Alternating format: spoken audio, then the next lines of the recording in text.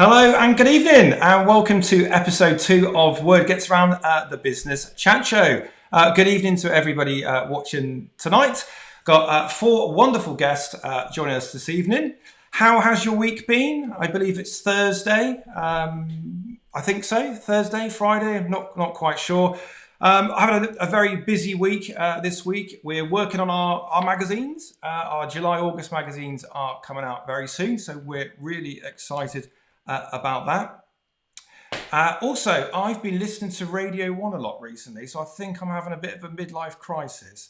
I'm discovering new music, which I've not listened to before. So I think I'm a bit cool and down with the kids.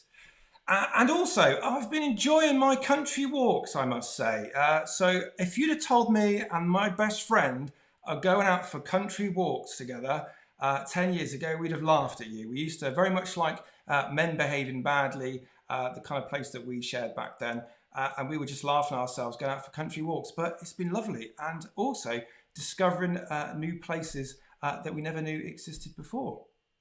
So I hope you're enjoying the same, really. So tonight, let's have a look who is on the show.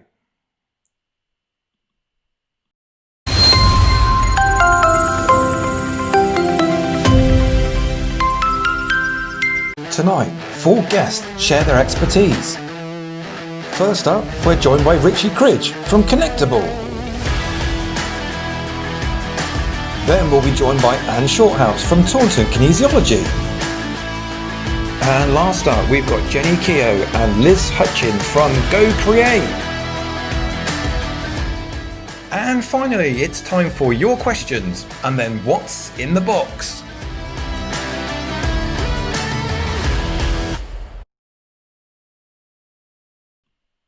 So there you go. What's in the box is a box that I had as a small child, which I'll just show you now. There we go. So it's a box I had as a small child, and small but very mighty prizes are up for grabs tonight. So if you're watching, if you'd like to ask questions at the end, we will be able to do that.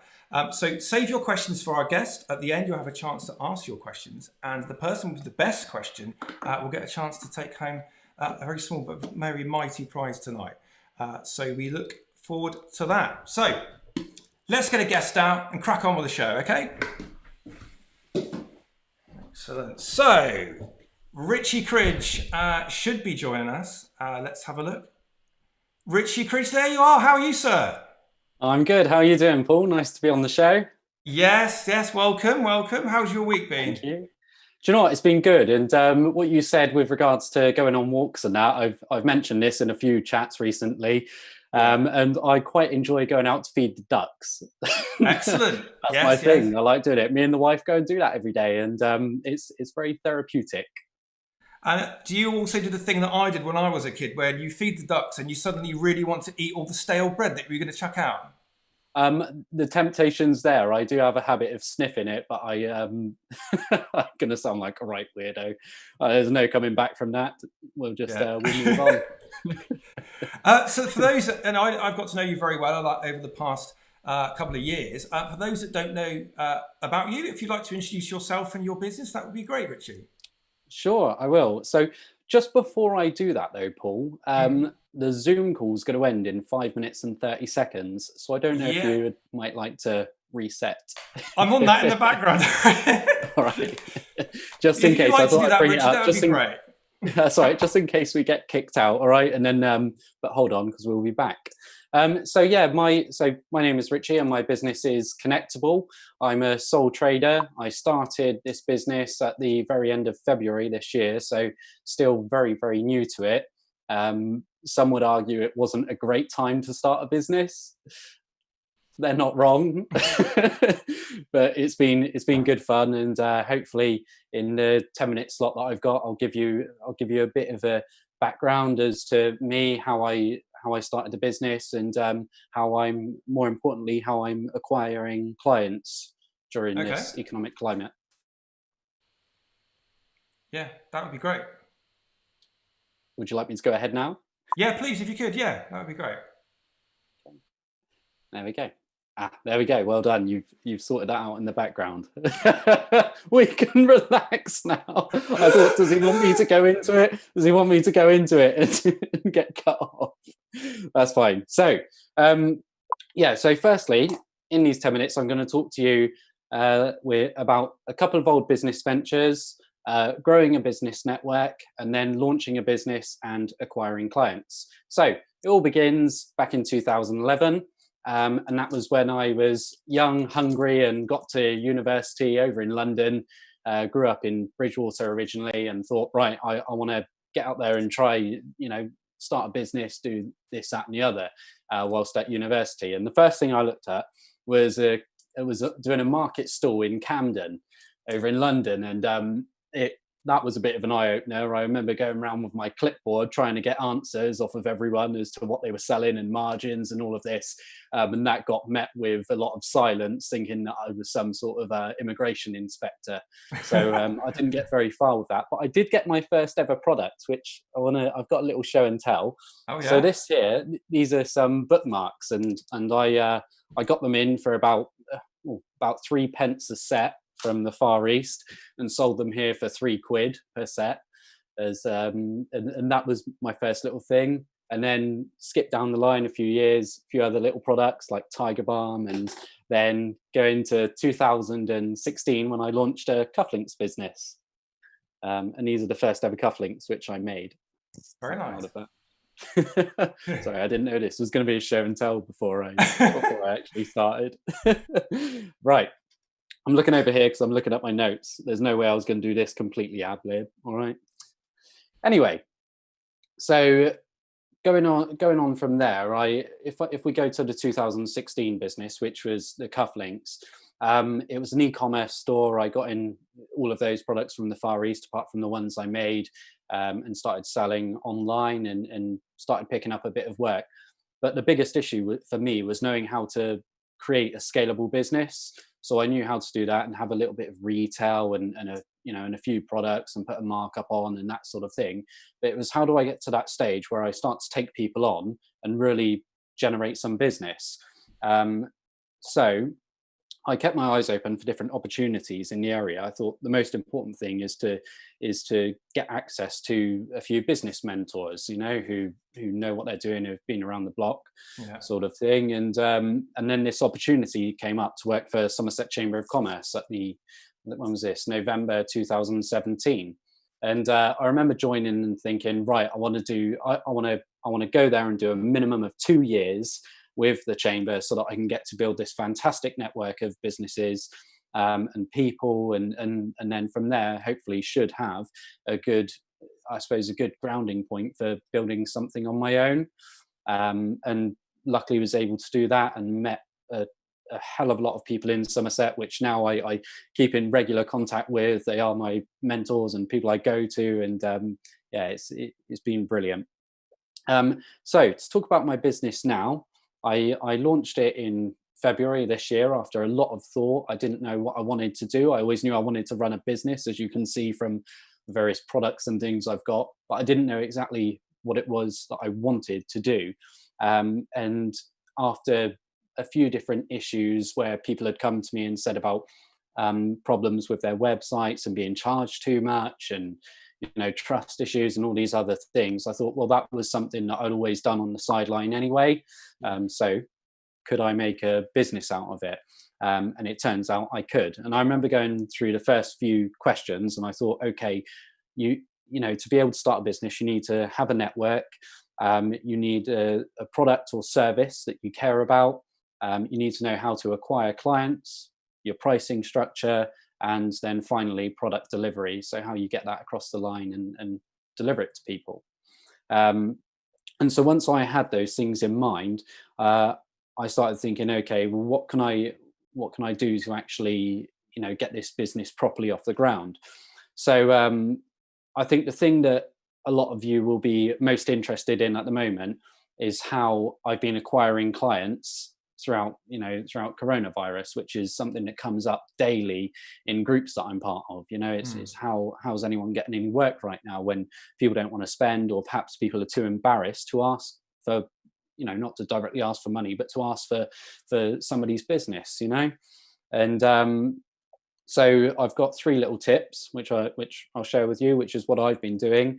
Number 1 is I joined a group called the Empowerment Group Southwest, and that's a group of 100 plus of us, and we share different tips and tricks on business and how we're feeling in general, and that has led to being another great network that I'm a part of.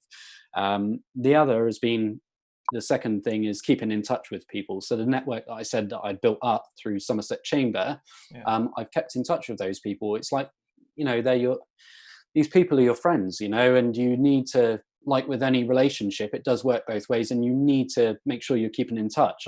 Every week I'm sending out messages to people asking how they're doing, not because I want their business, but because I actually do care how they are. And I think if you do that, that's how you sustain a good quality relationship. And then the third tip, I suppose, is LinkedIn and engagement. So I know people always say about posting content and getting things out there, but for me, it really is much more about engaging. So I'm not consistent in what I post on that platform at all. Okay. I'm really not. It's sporadic. I might post 1 week and then leave it 2 weeks, or I might post 2 times in a week. But what's important is to engage with other people and what they're doing and help them to grow their business, which has been the underlying thing with my business. If my businesses are going to succeed, I need other people's businesses to succeed. So it always has to be about supporting them and what they're doing.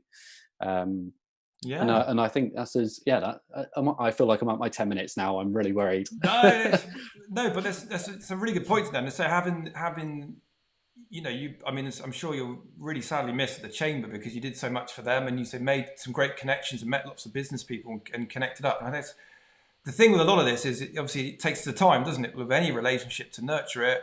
And I guess I found the best thing I ever did was to get networking and go out and meet people. And I'm very different to how I was nearly 10 years ago when I was terrified to go out and meet people that I didn't know. And God forbid stand up and talk to any of them in a room full of people. But growing in that confidence and making those connections that you're actually advocates for each other when you're out and about. Like you say, you all help each other really, isn't it, effectively? Yeah, absolutely. And what you say about networking, it's I remember my first formal networking event was Somerset Chamber of Commerce AGM in November of that year. I think it was like the 15th or something. And I remember walking into that room, and I was with Jen, who's watching now actually, and I remember getting into that room thinking, I don't know what I'm doing. I don't, there were all these people in suits, and I thought, what do you even do? What? You walk up to them, hi, my name is Ritchie, and I would like you to become a member. So it's about getting comfortable in your own skin, as you say, and that just takes time and practice and speaking with people. I think it's easy to not take up opportunities as well. Tonight's a prime example. It would have been very easy for me to sit back and say, I'm busy, I've got a bit too much on and I won't do it. But you need to take these opportunities and get involved and say who you are. That's how people get to know about you and how you get people to buy into you as a person and show that you're not this cowboy who's going to take them for all their money sort of thing. So no, it's funny you said that you didn't know what you were doing. Most of them don't know what they're doing. Don't worry about it. I learned that after time. Yeah, that's the thing. And you'll meet these people and they go, I don't really have a plan when I come to these things. I just turn up, have some sandwiches. And obviously you want to have a plan of meeting people and continuing those conversations. But you touched on a really good point there about people meeting the authentic you. And if you go this alter ego to these events, you'll get sussed out. And actually doing things like this online, which cuts through, brings to life those posts. And I'm going to mention Teresa, who's online, because she's been brilliant. Teresa Watt, who's put her first video out there on LinkedIn this week. Yeah. Speaking to a few of us have been speaking to about it. But then once you've done it, you're off, you're rolling. And it's very much like network. And I've had people who are it can be quite intimidating if you don't know. You go to an empty room, it's most people's sort of fear, isn't it? Kind of public speaking. But if you're in business, you're ultimately going to be, it's about people and relationships. Yeah, it is. It is. It's just about jumping into it and giving it a go. And as you said about it, everybody's in the same boat, and you go to networking and people, lots of people don't know what they're doing. And for me, it eventually became, all right, just try and lay the seeds of one good relationship, and then after a couple of years, you find that all of a sudden you've got the seeds of 50 good relationships, and that is by far enough to take you through in business, because you start to build up a really strong referral network as well, which has been, and I think, like you said, that is invaluable. It takes that, I was saying before, it takes that time to do that, and a lot of people who they just sort of expect quick results to these things, and it's like anything, it just takes time, and just trial and error as well. Yeah, absolutely, it is. And I think people can look at, I suppose, someone like myself who started, and it has been a bit of a tough economic time, and there was a 2-week period where I thought, maybe I really have messed up here, and maybe I did jump too soon, although no one could have anticipated what was going to come. But I think people can look at that and think, oh, right, well, you might look at people and think, they've been a bit lucky with picking up work and all that, but it is strategic. It was a good 2.5 years of laying the seeds of relationships and making sure that, not making sure that I've got that sort of end goal, and saying, right, I want to know these people because I want to be like them. I want to be involved in their networks. I want to be able to find my slot and be able to add value in my own way. And it's like anything, it takes time, but you just have to keep plugging away. And that's why now is the most important time. It's more important than ever to be networking right now. I think anyone who says, oh, well, we got the virus and all that, and maybe we should step away from the networking, that I couldn't disagree with them more. You have to be out there now, get your face out there, because if you don't, your competitors will be. They'll be out there, and they'll be connecting with people on a much more emotional level than we ever have done before, because conversations now are a lot more intimate than they ever have been, certainly in my time of networking. I speak to people now. I get on these calls, on the empowerment ones, and we talk about family and and life experiences and how we're feeling that day. And it's not just an "Are you okay?" and then yeah, I'm good, and walk away. It's no, are you actually okay? And there have been multiple people that have got upset during the calls, because it's, everybody's going through their own journey at the moment as well. But I think by building these sorts of relationships, they'll last forever, because it's getting to really know people. And that's why I think now it's just the best opportunity you'll ever get to meet people properly. Yeah, and it's very personal, and we're speaking to people in their homes, like you're alone there, and we're seeing people's people's world, and we're seeing some people's vulnerable sides you touched on, but it's that much more open, inclusive environment, and I'm excited about the network that you've built and the people and the collaborations that offers you to grow the business. That's really exciting. Yeah, collaborations is a big one. It's you touched on with Teresa doing her first video as well, and the power in that can be unbelievable. And I'm going to tie it into collaborations in a minute, but with this,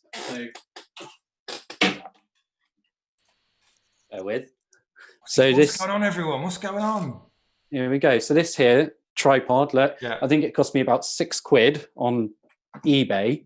And it could have brought me in a couple of grand's worth of work now. And the reason being, and it comes back to collaboration, I use that to record the video about building a free charity website, which I haven't posted about that lately, but it is halfway through the build. And that, led to a lot of collaboration. I think I had about 8 or 9 different local businesses come forward to help support on that. And then that has spiraled off into lots of other business opportunities as well. So it's and that's a £6 investment and 10 minutes of my time to actually just get my face on there and do it. Go back a few months ago and there's no way I would have wanted to go on camera. I remember my old boss saying, oh God, make some videos and that, and I was like, oh, I'm just not feeling it. I don't know about my hair, but now I haven't had a haircut in months. And Yeah, mine's looking a bit It's long now as well. You know what I mean? And I'm doing my first business talk, and I'm here in my shorts. I won't stand up for all of your sakes, but it's like I say, it's a good opportunity now to get out there and speak with people. And I'm always happy to speak with anyone as well. If there's anyone watching this and they just want to know a bit more about, okay, where do I begin? What do I post? What do I say about? Have a chat with me. I can't say I'm an expert, but what I'm doing seems to be working for me. Wonderful. Well, it's been lovely chatting to you. Lovely catch up with you. We'll catch up with you in a little bit, all of you together. But thank you, Ritchie, for your full part today. If I'd like to bring Anne in, or catch up with you in a bit, Ritchie. Let's give him a round of applause. So thank you, Ritchie, and hello, Anne. How are you? Hi, everyone. I'm really well, thank you. How are you doing? Okay, yeah, good. I think we're doing all right now. A bit of a moment with Zoom for a bit there. There's lots of people listening in. Lots of people I haven't spoken to in ages. Hi, Mandy. Hi, Teresa. But it's great to hear Ritchie. I just think there's so much in what he said where I just sat there grinning and nodding, thinking, yeah, absolutely. But I'm sure, like everyone else, and we spoke about it earlier, didn't we? I've really enjoyed this time of just. I've referred to it in all my blogs as the big slowdown. Just slowing down, having time to reflect on what's important, reflect on business as well, direction. So in a way, I think, Ritchie, you have actually chosen quite a good time to set up a new business, because you've got lots of time to just kind of, to business plan and as you say, network as well. So I thought that was really interesting. Well done, Ritchie. Yeah, I think like the world just whizzes around so quickly, and we've seen like we've been forced to do it. It's been like a wake up call for lots of people, and just really hope that we've got a chance to fix those things. There you go. We've got a chance to. There you go. You all right? I'll be back. There we go. That's all right. Perfect. Yeah. I was just saying, you've got an ideal chance to look at what we've got and keep what we like and fix the other stuff, and we hope that we got that chance to do that, because it's kind of opened our eyes a lot to what's important with family, and particularly work-life balance and working from home, and we've had a kind of forced taste of that, lots of us, haven't we? Yeah, no, absolutely. I think it's worth not forgetting that it has hit some people I know quite hard in terms of financially, but even those people who've had that, feel like have had that rest and that get up and go. And so many of my clients and friends have told me about new business ventures, lots of people doing things like art, which we'll hear a bit more about later. Yeah. And I don't know, I can just sense lots of creativity and excitement in the air, which is brilliant. So, well done, everyone. Well, I've known you for a number of years now. You were, I think, our first networking event. So very first one. I came all the way from Yeovil. That's when I still lived in Yeovil, actually. Yeah. Yeah, so that would have been October 2011. We met then. So for those that don't know you, Anne, if you'd like to introduce your business really, and so I've been self-employed all of my life. I dabbled twice with employment, and I was kicked out with both of them after within 8 months. So I think I've got the message now. Employment isn't for me. I very quickly ended up in the kind of health and well-being sector. So I set up and ran a network marketing business for many years, in which capacity you saw me. And I really, really enjoyed that. In fact, traveled to lots of places worldwide with the company, great company and everything. I just always knew there's something else waiting for me, and I just had to be patient to find out what it was.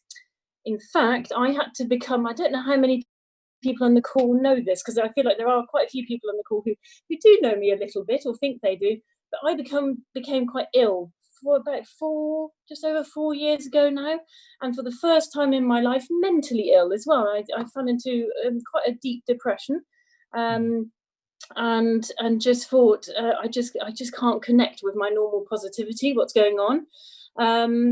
But looking back, all happens for a reason, doesn't it? Everything is our body expressing something, our body finding, or us finding our way, I'd say. yeah, so I was really quite ill. Had some help. Didn't want to go on any medication. Anyway, I then thought, right, it's January. Let's get back on it. I'll be absolutely fine. And my body gave me a massive no. By way of, some people on the call might know what trigeminal is. If you Google it, you'll see suicide pain. It is the worst pain you can have. It's a pain in your facial nerve, and it's really, really painful. And I just didn't know what to do with myself. I tried loads of different therapy treatments. So you name it, I tried it, as much as I could afford, to be honest. And then one day someone said to me, actually a local business owner as well, said to me, "Anne, have you tried kinesiology?" And I looked at her and said, "Kinesi what?" No idea what you're talking about. Yeah. I called the kinesiologist who she referred me to and said, "If you can see me in the next 2 hours before I have my next pain attack, and if you can help me, then perfect, then I will see you. If not, then I've tried everything." Medical profession was talking about brain surgery, and anyway, so I knew I couldn't go there. And he did help me. And this guy looked like he was just before retirement, this kinesiologist, and he looked like a scientist walking around my body doing detective work. And I just looked at him and thought, that is what I want to be doing. I want to become a body detective. So I went home, and that's how I started my kinesiology training journey. So yes, I am a kinesiologist, and my clients often refer to me as the body detective, because our bodies have all the answers. Often our bodies know so much more than any medical person or any kind of scientist might think about your body or know about your body, because your body knows it all. And in kinesiology, we use muscle testing. So I muscle test. I do particular tests where various different limbs are in different places, and I can test. So every muscle I test is linked to a particular organ, and I can test through that. I can test things like nutrient deficiency. So what are you deficient in? What foods might you be sensitive to? Which organs might need some help? And then the corrections I make very much draw on Chinese medicine. So I use a lot of acupressure according to what your body needs. But I also look at nutrition. Is there anything nutritionally which is going to have make a huge difference to your overall health and well-being? But I thought I'd give you an insight on that, because I've been doing loads of workshops and lung support and gut health workshops, very much using acupressure, but also some nutritional things. So I thought, rather than me going on and on about what I do, why don't I just give you a little insight into one of my workshops, focusing on lung and immune support. Okay. How does that sound? Yeah. That way I can get you all moving a little bit. So in kinesiology, we like to look at the body as a whole. So we look at the body mentally, physically, chemically, and energetically. Chemically being kind of nutritionally, really. So let me start with mentally, meaning emotionally. Where are we at? Obviously, anxiety and stress can have a huge impact on our overall immune system. So this is a great thing to do in Chinese medicine. We call them ESR, emotional stress release points.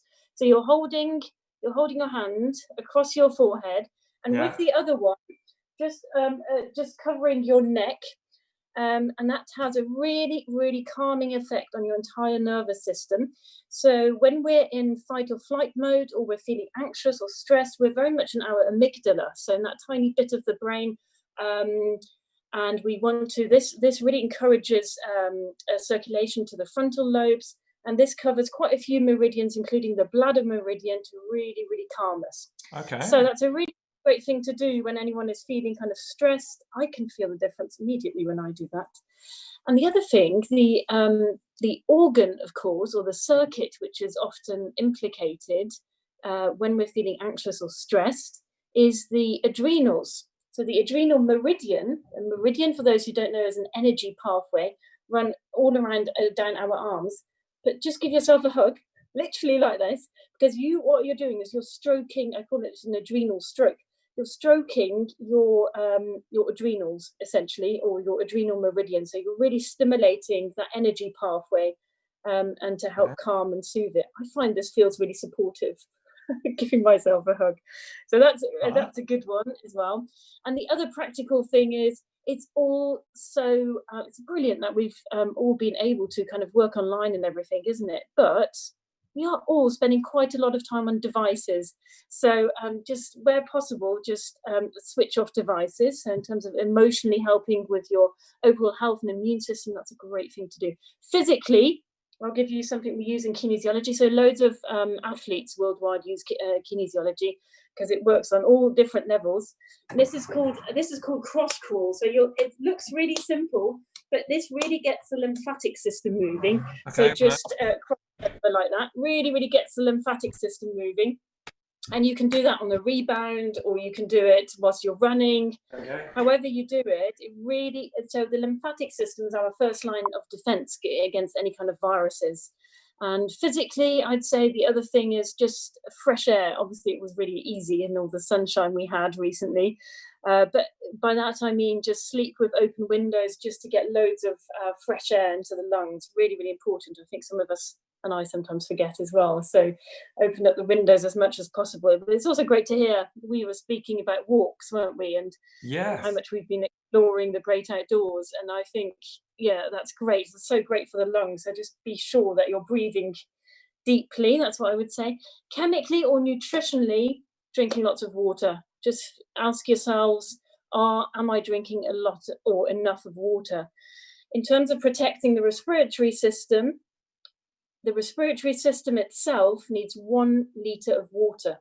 So you've got to imagine they're kind of very wet tissues, and we need to keep them wet to stay healthy. Nutritionally, to protect the lungs, beta-carotene is a really, really great one.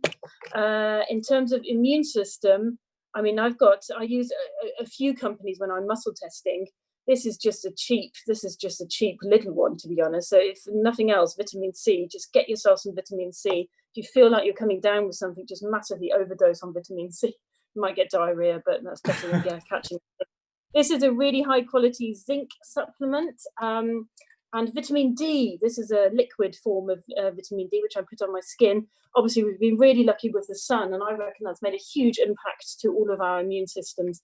So that's just to give you a little rough idea on the best nutritional things you can do. And I tested my first client. Bless her, she's a carer. She's a single mum, a carer, who's just been diagnosed with COVID. Now at their care home, they've only got 3 staff left, so she knows she needs to get back to work as soon as possible. But I've just tested her using hair, so I do hair sample testing. So using her hair, so I didn't have to see her whilst I treated her, I very much looked at what she needed, and she definitely had, detected a virus, but it was these 3 things which her body told me it needed. And then I will muscle test what the quantity is and everything. So that was really interesting. So a lot of what I'm sharing with you is very much based on those people I've spoken to and with her kind of muscle tested as well. Energetically, let me give you a few techniques which you can do. This is cool. So we've got the thymus gland here, and the thymus gland is just so important overall for our overall immune system. It's almost the seat of the immune system, so it really gets things going. First thing in the morning, just tapping, or my daughter, my 6-year-old, we do the thymus thump.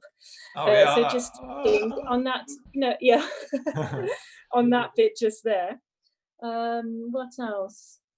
The Meridian Brush. It's a lung Meridian Brush. So the lung Meridian starts on the thumb and goes all the way just to the top of the breast tissue. So just literally just brushing as if you're brushing your skin, just from the thumb to that top bit there on both sides. That's called the Meridian Brush. That's a really good thing to do. And one final one, also in Chinese medicine, a really key one. If you put your hand like that to the base of the hand and that hollow bit above your nose, and you're folding your middle finger down, and where it lands, that's a really, really important spot again for the whole nervous system. And you're just putting 4 finger pads across there and just holding really lightly. You might not feel anything, but that's very much increasing circulation to your lungs.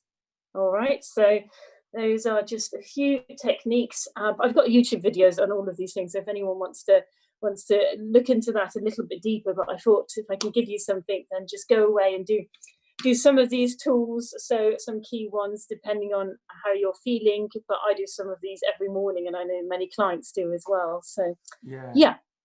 That's wonderful. It's great, some great tips there for everybody. I hope you were doing the actions I was doing as well. So when I've been doing my workshop, I've had loads of people, and then we've had the camera. Everyone's had the cameras on, and everyone's been doing everything together. And then I will always ask, what was the most useful to you? Because sometimes you get immediate feedback with some of these things, and sometimes it takes a while to kind of do them a few times. And that's amazing with the hair as well. That's really something.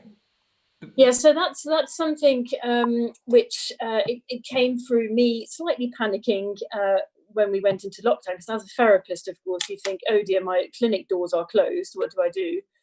But I've always known that I really wanted to get my business online, because not many people know, but I'm actually German. I grew up in Germany, so I've got a large network, which I'm really grateful for, in Somerset, but I've actually almost got more contacts globally than I have nationally. So I just thought, how do I tap into that? And I did some research, did loads of CPD, which I've never had time for before, to be honest. And I just found this way whereby people send me their hair. So I get really excited when I get this envelope, which just has hair in. My husband goes, "You've got some hair again." And I will, so because I can't muscle test that on the client, of course, this might sound really odd to some people, but I use a surrogate. So when I treat babies, I will actually use the parent who have the babies on their lap, but in the same way, I'm using the hair of the client, but I'm muscle testing it on. It's usually my husband who has to step in, but it really changes his muscle response. So I've muscle tested him, and then totally different response when I put the hair of the client onto his body. So I know that sounds strange, but kinesiology was developed by two chiropractors in the 70s in the States, who just found, hang on a minute, there's some strategic things we can tap into here in terms of what every muscle is energetically linked to a particular organ. And what I love about kinesiology is that it takes all aspects, the nutritional side, the emotional side, the energy side, the physical side, because we're not just energy beings, like some therapists might say. We're not just our emotional health, but all of these things. And with kinesiology, it's just working out, letting the body communicate via the muscle testing what it needs, really. Brilliant. Well, so, I'm delighted. Well, I've known you a long time now, and it's great that you've gone through that tough time. I found something which you're clearly really passionate about and really, really excited about developing further. I just noticed that Ritchie popped up and said that's why he goes to feed the ducks when the devices. So he mentioned the ducks earlier on. So getting out there in the fresh air that you mentioned. So he said, are the ducks the only thing which get you off your devices? Yeah, maybe that's. We'll ask him in a bit when he comes back. We can ask him. Yeah. But great, Anne. Thank you very much. We'll catch up with you in a bit. Okay. All right. Thank you. Thanks, Anne. So hopefully, if you can just pop off your camera, that'd be great. We hopefully have now got not two versions of me. Hopefully we've got Jenny and Liz. If you'd like to bring yourselves into the conversation, that would be great. And there they are. Hello. Hi. How are you both? Hello. We're good, aren't we? Yeah, we're good. Normally, I always see you together. Where I go to the events, it's strange seeing you in different videos. So, how have you both been? It's going to be hard, isn't it, to have this conversation? We'll probably both talk at the same time and interrupt each other, but that's fine. Just ignore it. Oh, okay. So Liz, how have you been during lockdown? I've had a bit of a strange journey in that.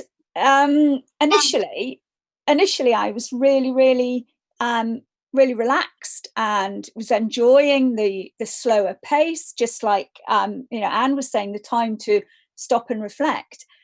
But then as it's gone on, we've actually got busier and busier with projects, which we'll perhaps go into a bit more detail. And the last couple of weeks has been really manic, almost as busy as if we are actually doing a Taunton live. So yeah, it's been a bit strange. So it's been strange how it's got, for us it was just like silent, and then it picks up again, like from almost over a weekend it's just rocketed. You know. And Jenny, yourself, how have you been? Yeah, I've been fine actually. I've been doing lots of gardening. I've got quite a few children, so that keeps me very busy. And my youngest he's 5 and he's autistic, so he keeps me really, really busy. And as Liz said, we've been busy doing lots of online projects as well. So yeah, lots of busyness, but lots of sunshine, and trying to relax as much as possible amongst the craziness of my household. Yeah, I can only imagine. I've sadly missed a lot of the sunshine, being stuck indoors doing things. So if it comes back, I'm going to make a real conscious effort to get out a bit more and enjoy that. So lots of people online know you both very, very well. For the people that are watching or watch the video back, if you'd like to tell me a little bit more about Go Create and Taunton Live and the work that you do in Taunton and the area, that'd be great. Do you want to start, Jenny? Or? Yeah, shall I just, for those of you that don't know who Go Create are, quickly kind of explain that. Go Create was born out of a creative club in 2014. So there was a big group of artists, sort of lots of different genres, and really it was a difficult time because it was just when all of the arts funding had been cut out from the government. So there was a little bit of a simmering uprising of where's all the art gone? We need something to do. So we decided to form Go Create, which was almost like a sort of doing committee of artists who would create things. And one of those things was to create an art festival annually. So that's who Go Create is, and what our kind of first aim was. Yeah. So I guess from the very first Taunton Live, which is where I got involved, we sort of then began to branch out, and we were getting involved in so many more projects and things, not just the arts festival. So we sort of became more like champions for the arts, but trying to make the arts accessible and I guess inclusive as well. So over the years, Go Create has involved more and more community groups. So it's not just practicing and professional emerging artists and so on. It's actually getting community groups doing artwork, enjoying, expressing themselves, finding their sort of creativity. And that has been particularly hard work, but particularly rewarding. I think that's the bit we we really enjoy, isn't it, Jenny? Yeah. Yeah, it really is. It's kind of what keeps us going, really. Yeah. I don't know how many of you knew that last year we decided to have a fallow year because we needed a rest. Liz and I do a lot of the work that we do voluntarily, and we've got lives, and we need to pay bills and what have you. So we thought we'll have a fallow year and just take some time out and build up some funding for a big event in 2020. But we thought we can't let down all the community groups. We can't, all the yarn bombers that are knitting all year round. Yeah. So we ended up not having a year out, but anyway, it was great. And I say working with, you mentioned the yarn bombers, and there's other people that you say that you work very collaborative, isn't it? That you do, and different ages and different types of art that you help people with. I mean, we work with really young children. I mean, one of the things, I was a primary school teacher for donkey's years, so one of the things that we developed was going into school and doing free workshops for schools, because I think one of the things in my latter years as a teacher that I got so frustrated about was, as Jenny said, the government cut so much arts funding to arts organisations, but also the pressure was on teachers to, maths, English, science, tick, tick, tick, and not so much time for the creativity, which, although we all know it's very short-sighted, I just wanted to go into schools and work on some skills and things that the children were missing out on. But in the process of doing that, we were getting the children to produce artwork, which then we could exhibit and celebrate alongside, community groups and adults, and say some of the older ladies that do their knitting and crocheting. It's their lifeline, really, to sit in their little groups, their knit and natter groups. So yeah, we've sort of I don't know, we reach to really little ones to quite older people. But I mean, recently we've been, well, I suppose actually just want to think back at something Ritchie said was all about I was so impressed because he has all this business knowledge and he didn't really know what he wanted to do in his, what he wanted his business to be. Whereas Jenny and I have got masses of things, all these things we want to do, but our business sense is like, oh. And that's something that, one of the things we really have done during lockdown is to sit back and think, right, we need to be more of a business. We need to be more, we need to have a plan. We need to actually get a salary. We need to get paid for what we do because we work sometimes sort of 60 hours a week, and it's mad. So that's one of our aims, I think, that's come out of lockdown, is to ask for some help. Jenny. Business support. Yeah, business support, very much. So if anyone out there would like to help us with some business support, that would be great. Yeah, and amazing. We can reciprocate with some creative ideas. Yeah, I mean, if one of the things that we've been doing over the last couple of weeks, as I said, we've been really busy with projects, is our In Isolation project, which has gone out to lots of community groups. I think we've sent out about 86, 87 art packs to community groups. We've sent some out to the YMCA up at Canonsgrove for the homeless people.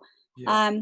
We've sent packs, or delivered rather, packs over to Wellington, to Reminiscence Learning. We've, My Days and Green Days and so on. So everybody's got, I'm just going to whiz back a...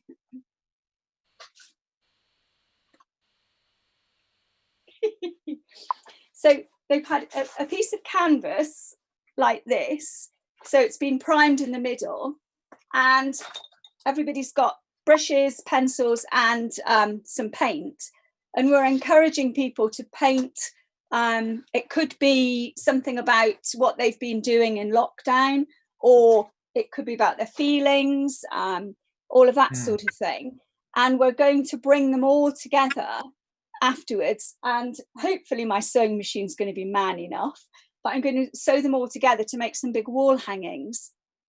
But what we were also thinking, maybe there might be some people in businesses as well. So a lot have gone out to community groups, which we got some money from Rotary to fund that, and a bit from the Community Foundation. But it would be good if different businesses around the town would like to take on a patch. And sounds good. Just do something, and then they can all be put together as well. I don't know, because it's one of our things, isn't it? I mean, sorry, Jenny, I'm doing all the talking. I'm just fine. It's brilliant. I mean, I was going to say, and then as a sort of creative myself, and some of the bits you mentioned about, I'm very guilty of having lots of the ideas. And you mentioned the business sitting down and actually planning something out. And Mark Terrell, who was in our first video of this of the show, we were discussing motivations. And actually, I have loads of ideas, and in the office here we have loads of things we post up, and lots of them don't happen because we don't plan how to make them happen. So this kind of video thing has been on the back burner for ages, but it was me being sort of forced to do something during this time, to do something that's opened up. And one of the things I wanted to say was, you mentioned 2014, when what always gets me as some creative is that it's always the arts where the money is cut first, but yet we're more and more aware of mental health, which I talked about with Becky Wright in the last video. and how art can be inclusive and can break down barriers and can make people feel happy about themselves. How we've almost gone like, wait a minute, this money we kind of cut, let's put that back in because this helps everybody. Yeah. I just wonder what your thoughts were on that in terms of, you mentioned, you know, how you've seen people grow and blossom, and in terms of what it does helps people. Jenny, do you want to? Yeah, I mean, as far as, you know, Liz and I are concerned, we've been amongst, well, we're both artists personally, and we've been amongst, you know, the art scene. So it's, for me personally, I see my art as a therapy. You know, it keeps me sane. I'll think, you know, there's so much going on in my life. Right, okay, I'm going to go and paint for, you know, a couple of hours and get lost and just, you know, regenerate myself a bit. I don't know if you feel like that as well, Liz, but for me, it's very much kind of, it just calms me down and brings me back into my happy place. Definitely. And I think the more that we can encourage other people to do that, and not, but I think part of it is people think, oh, I can't draw, I can't paint. Well, sometimes it's actually just about color, putting color down on canvas, thinking about how you're feeling, which colors go with that, shapes, you know, and just lines. And it doesn't have to be, you know, a beautiful painting of something. And I think that's probably what we're after even more than anything for these patchwork pieces. It's about people trying to express, you know, how they're feeling, or how, you know, how lockdown has affected them. And it may be that some people, you know, look out of the window and paint something that's there, which is, you know, absolutely amazing. But other people might be thinking about, you know, moods and colours and that sort of thing, and produce something. And that's the beauty of it. Once they're all put together, it's going to be an incredible sort of story of what we've been through. It's and a really diverse story as well. You know, everyone has their own completely different story, but also, I mean, you know, look at when you go on your daily walks, when you're out and about, you know, there are rainbows in windows, and, you know, people have been, you know, really used their artistic expressions to kind of, you know, put their support out there for everything that's going on. And it's a way of, you know, it's a real solidarity, and it's being part of something. It's that community core. And I think that, you know, that's where the arts are such an incredible platform, because it can really, really share that story so clearly and so so cohesively. No, you touched on a really good point there, Jenny, say, because it binds people, doesn't it? And the communities, like you see, you feel a part of that movement and that expression of, like, sometimes people find it hard to express themselves, and say art's obviously wonderful to do that. And I think as well, that when we've been thinking about, well, what we do and all the different things that we do, and how it is all about art, whether it's music, dance, you know, words, spoken word, that sort of thing. We're sort of encompassing everything. It is actually at the heart of the community. But we often talk about Go Create as being a bit like a community pie. And every, you know, there's all these different slices, and I have to get this in. Jenny's laughing because I always say this, but it's and, you know, everything comes in, and then it's like it all mixes together, and everyone can get a lovely big slice of and really enjoy. And I just think, you know, one of the things we need to do more is actually celebrate what we do and what we've done, and actually get it out there, because I think too often we just, you know, we do it and we don't shout about those, you know, all those people from my days and Green days and so on, who wouldn't necessarily have that platform to feel part of the community. You know, we sort of say, you know, come and dance, or, you know, do some artwork, and we'll put the artwork of my days, Green days, other groups alongside Go Create artists, and celebrate everything together, because we are part of one community. And I think that's why we were so keen this summer to do Taunton's First Pride, because we felt we've reached out to lots of community groups, people who felt maybe isolated. A couple of years ago, we really put an emphasis on people from different sort of minority groups and so on, thinking about people from other countries. And we've worked really hugely with the adults, the learning difficulties. So the natural progression was to say, actually, we don't need a separate event for Pride. We actually need to make everybody feel part of our community, and therefore Pride was going to be part of Taunton Live.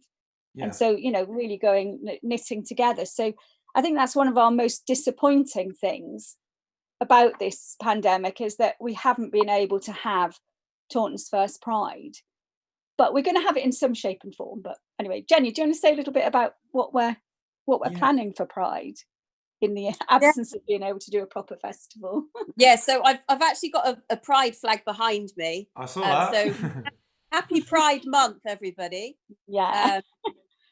Yeah, so as Liz was just saying, we were so excited to, with all our plannings for Taunton's first Pride, and it was with a very heavy heart. I know that's what everybody says, but it really was. We had to postpone it until next summer, but it'll be incredible next summer, like bigger and better, and we've got even more time to plan. But we have managed to convert a couple of the events that we had planned for this year to go online. So we've got our creative club online on the 9th, so on Tuesday, and that's LGBTQ+. So we'll be showcasing artwork by Somerset-based artists, and there'll be performances and artists talking about their work. So anyone is welcome to join that.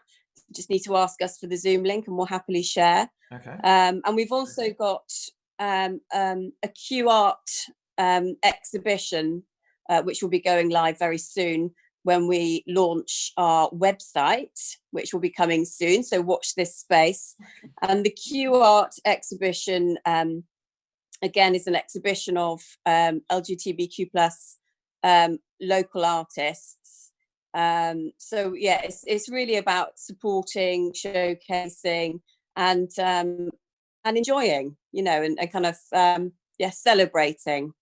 So those are both going to be going on this month for Pride Month. So that's our contribution. But we've got a few other little things up our sleeves as well. So you'll have to watch this space. You might be seeing us quite soon in some crazy videos. Oh, up for that. Don't worry. Don't have to ask me twice. Yeah. So how can what are the key things that people watching that you guys need help with, and where would you like to take the projects further? What's your kind of dream for Go Create, and the ultimate goal? Well, how can we help you do it? Well, we need to formulate a business plan, because what we need is a creative space in Taunton that we can have set up as a workshop space. Because a lot of what we do is send things out to community groups, or I pack my car up with all this stuff and I go to a school and I unpack it and set it up, and then and it's just, I'm not getting any younger, and physically I'm absolutely shattered when I've done a week in 5 different schools. So we're thinking a space, and there's loads of empty spaces in Taunton. We need to find a space that we can convert and make a really good practical workshop. But in order to do that, we've got to get funding, and we've got to get, we've got to have a proper business plan, which, we just go, oh, well, we could do this. We do need to get some advice on that. And it's all about being able to bring more people together. We've done some work with children, teenagers mostly, who have been excluded from normal mainstream schools. So they're in specialist settings, or sometimes just being taught individually. And I've done a lot of artwork with them, which is a kind of therapy as well. But what they need is to come to like a studio, a workshop space that they can see this is where art goes on, and they can be inspired and that sort of thing. Just as you know, I don't know, just some older people as well. You know, if we can have somewhere in the town centre, I can see there's so many different residences going up now for over 55s and over 60s. We could make a killing there as well, getting lots of people out of their homes and, you know, coming to our workshops and things. But yeah, it's just, I suppose it's about being taken really seriously. You know, we want to do this as a proper thing, not just be sort of dabbling around. Okay, so first of all, let's say that sitting down and working with someone that on the business plan, coming up with strategy for how you're going to do that. It'd be interesting with how it's going to change in Taunton, obviously with the recovery of the high street, but with the home working, I'm sure there's going to be inevitably going to be some businesses that are going to cut back and have smaller offices. There are going to be places that I'm sure that will become available that need to be used, and what you mentioned would be, you know, a perfect idea to use one of those spaces. But and also, you know, we sort of, as Jenny said a bit earlier, and it's not just about what we want other people to do for us. We feel very much that there's a lot that we can give as well in terms of, you know, we're talking about everyone getting more involved in art and actually using it as team building for businesses, or, you know, all sorts of, we haven't really explored properly, but we're having lots of thoughts in that direction. So if anybody who's watching is thinking, oh yes, that would be really good.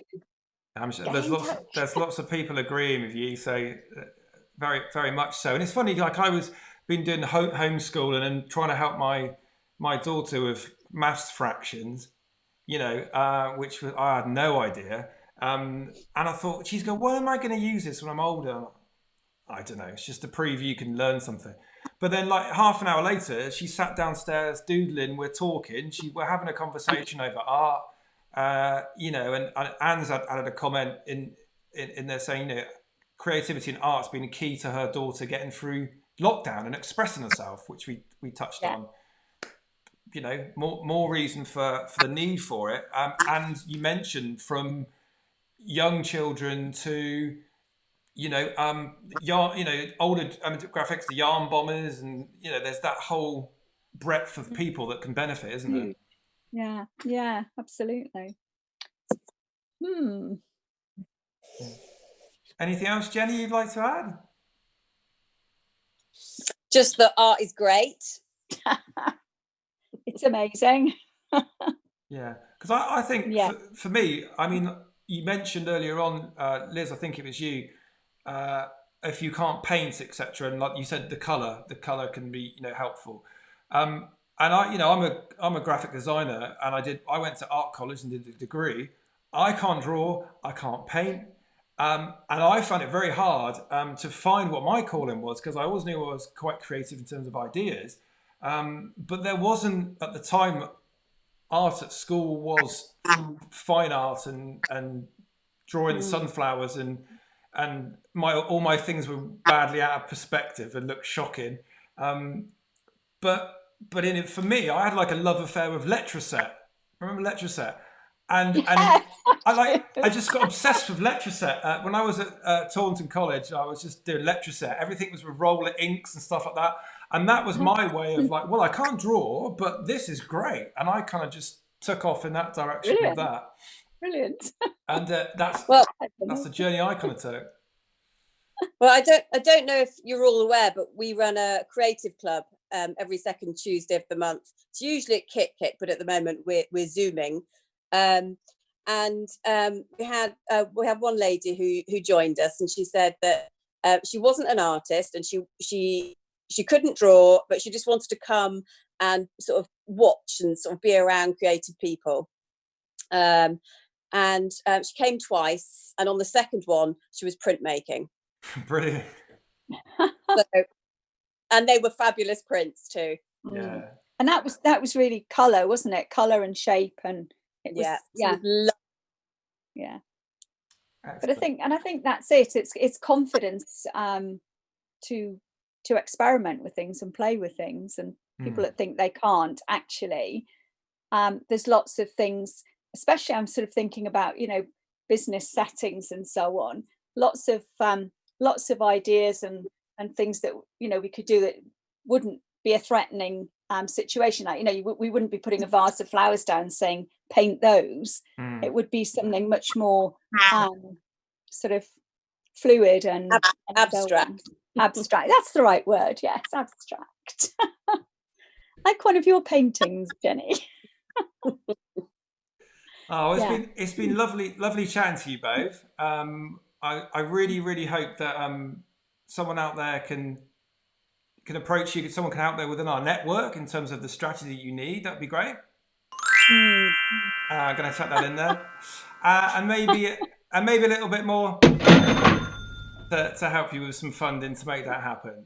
That would be great. So if Ritchie and Anne would like to come back into the room, I'm going to open up to some questions. There we all are. It worked. Okay. Yay! So thank you to all of you for joining in this evening. I'm going to open up to any questions anybody's got in the. If you'd like to add them into the comments section, that would be good. For anybody, that would be very welcome. I just wondered, Ritchie and Anne, I wondered what you thought on Jenny and Liz's thoughts on art there. So I've got a question already, actually. So going back to something that Liz said, actually. Well, firstly, it's a statement, and it's around the learning the business side of things first, which was always my approach, because I just didn't know what I wanted to do. And I think my wife gets worried all the time with what I might come up with next.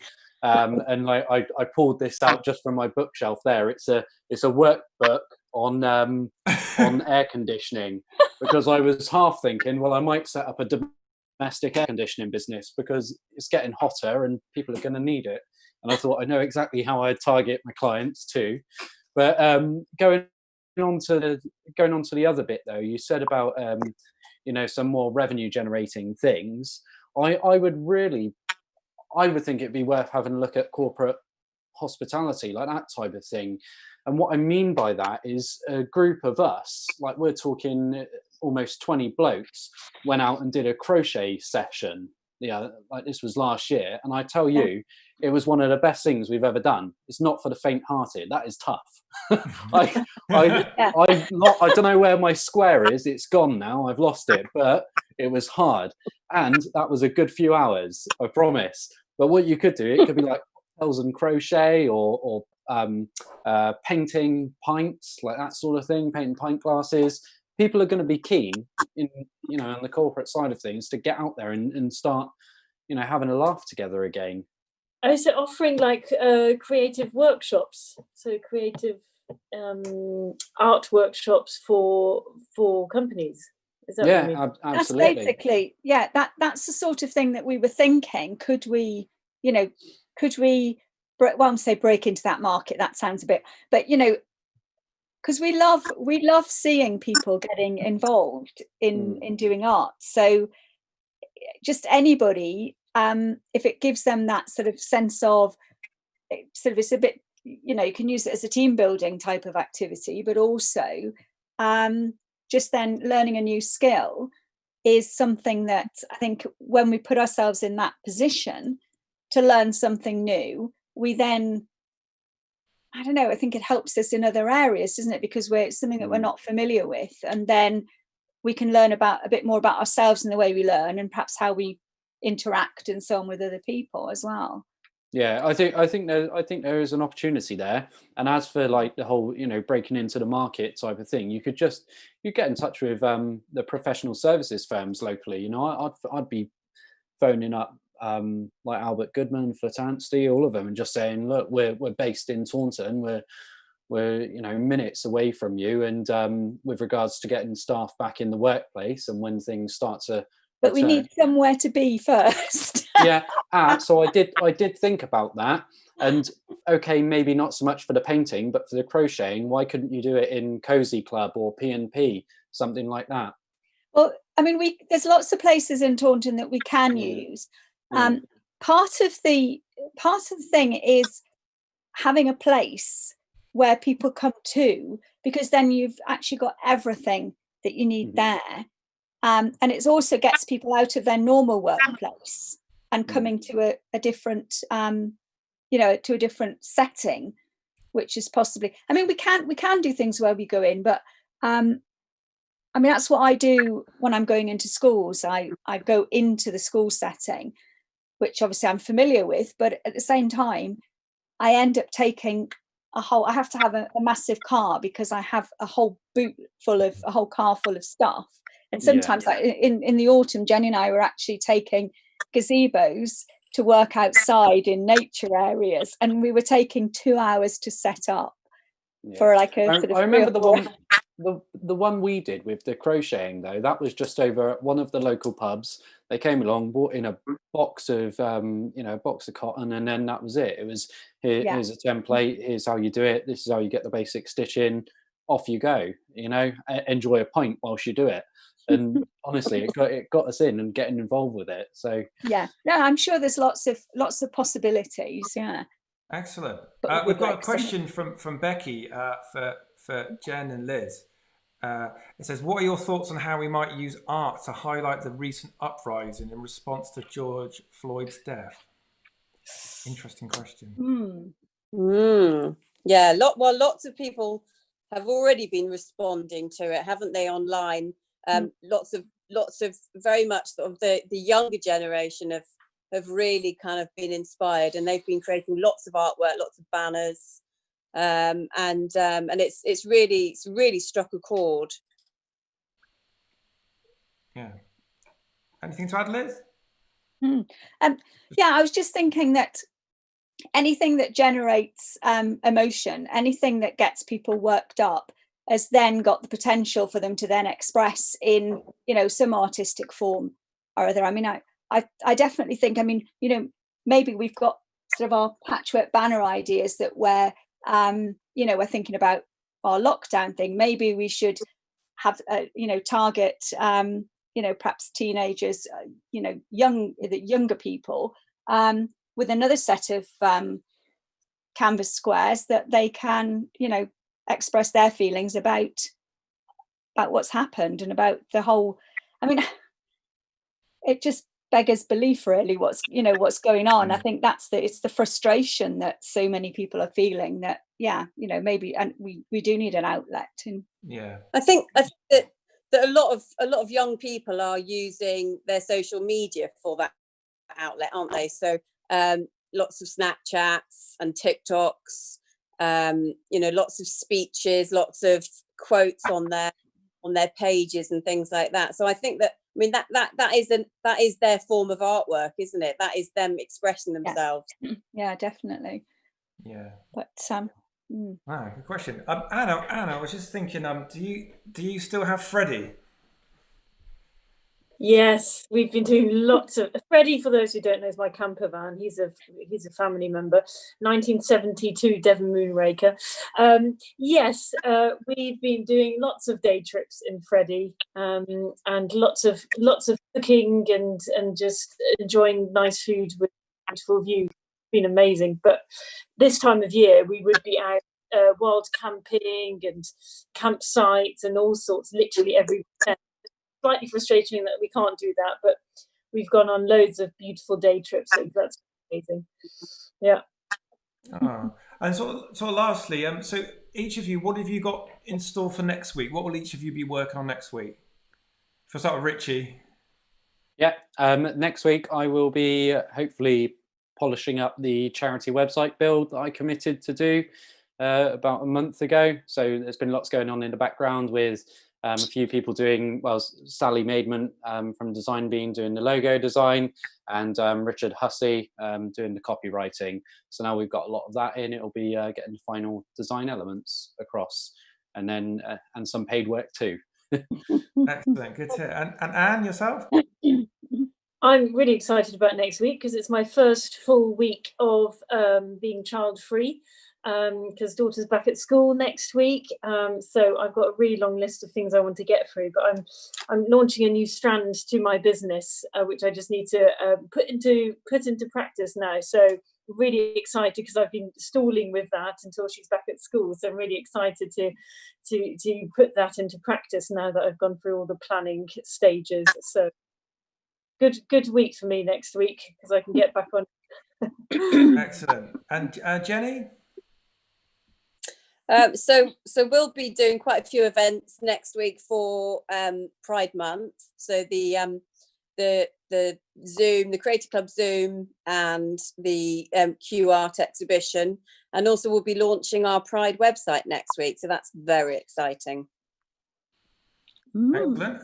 And Liz? Yeah. Well, I'll be doing some of those things, and I think we're going to be doing something a bit exciting on next Thursday for Pride Month. And there's a couple of other things might come out in the news in the next week or so. We've got a few things up our sleeves that we can't speak about yet, but yes, a few other projects to be launching. So yeah, so watch this space and make sure you're following us on social media. Yes. Excellent. Clive's just added a comment. Here at Hesticum, they do have lots of art exhibitions and 1610 abate as well, obviously, that deal with lots of schools and colleges. Just wonder if there's any sort of space to connect up with them in some way. Lots of different things to do there, which could be quite a good idea. And Becky, finally, Becky's clearly after the prize tonight because she's asked another question. She's just said for Ritchie, we'll end on this. So, hey, Ritchie, what's your funniest memory of working for the Somerset Chamber? There we go. But I'm allowed to share. Yeah. Becky, can I tell you over a private drink or something? Do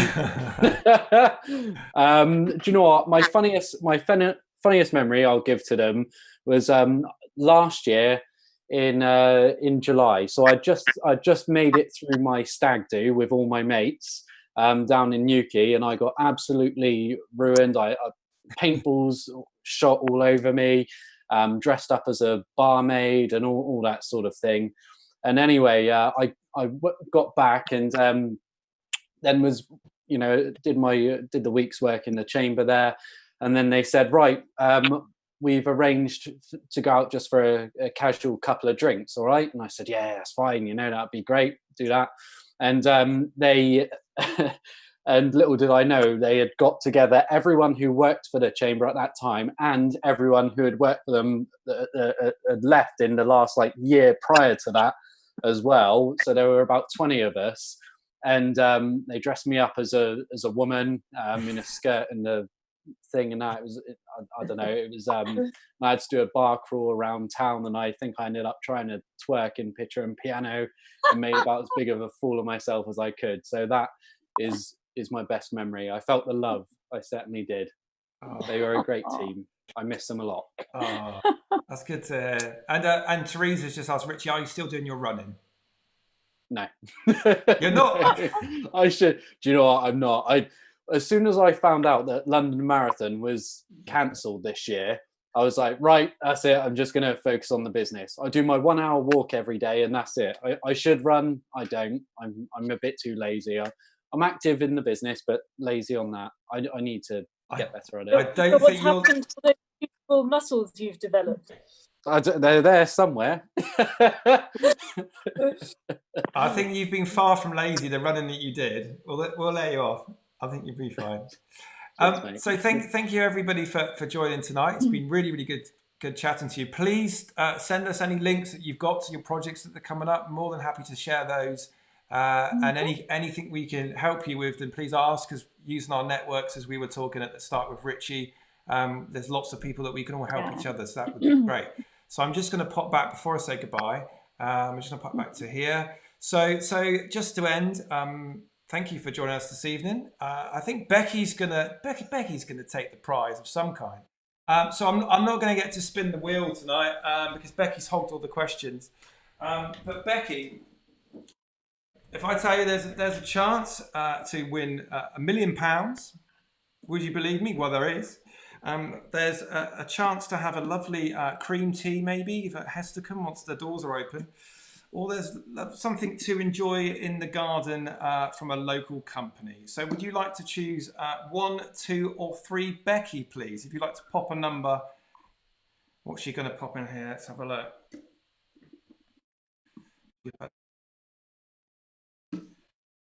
Oh, are we? Okay, so I'll just use my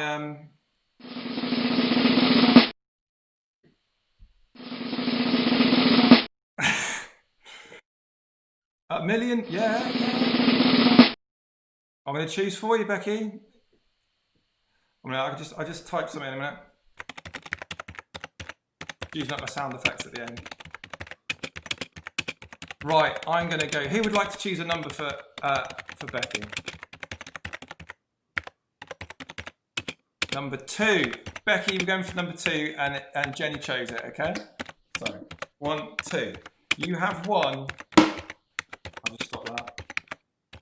You have won the Miles Tea Prize of some lovely flavoured tea bags to enjoy with your loved ones in the garden as the sun shines. So we'll be sending that on to you to hopefully enjoy.